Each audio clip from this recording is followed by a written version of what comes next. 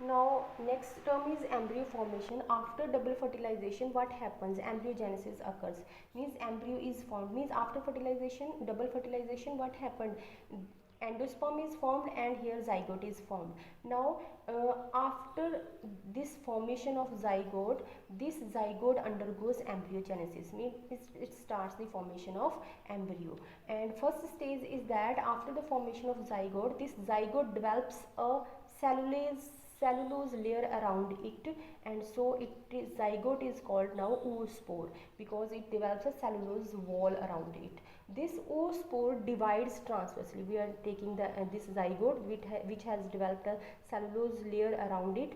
This zygote will divide transversely and divided into two, forming what? One terminal embryo cell and other basal suspensor cell. Terminal cell and basal means the suspensor cell, basal cell will be towards the micropyle end and terminal cell will be towards the endosperm or the chasal end. So this basal cell will be towards the micropyle end. So it will transversely divide to form a basal suspensor cell and terminal embryo cell. Now this, what happens to this basal suspensor cell? This basal suspensor cell further divides to form a chain of cells. Means this basal cell further divides to form chain of cells. And what is the function of formation of, what is the fun of formation of these cells?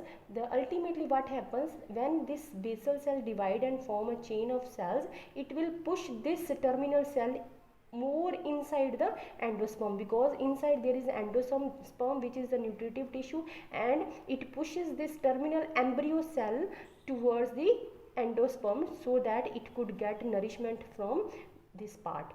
So the function of this basal cell is to generate a chain of suspensor cells that will push the embryo cell inside the endosperm. So here the function of a basal cell completes. After that what happens? Chain of suspensor cells and basal cell, and this pushes the embryo cell deeper into the endosperm to get the nourishment or nutrition. Here the function of basal cell completes. And now what happens to this terminal embryo cell? This terminal embryo cell divides mitotically and give rise to what?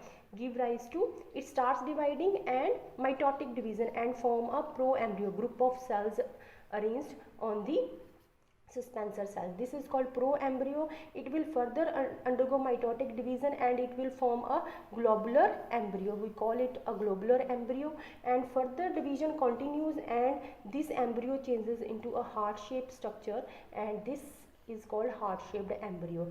Further the mitotic division continues and this will ultimately leads to a complete mature embryo. This is the process of embryogenesis in after the double fertilization.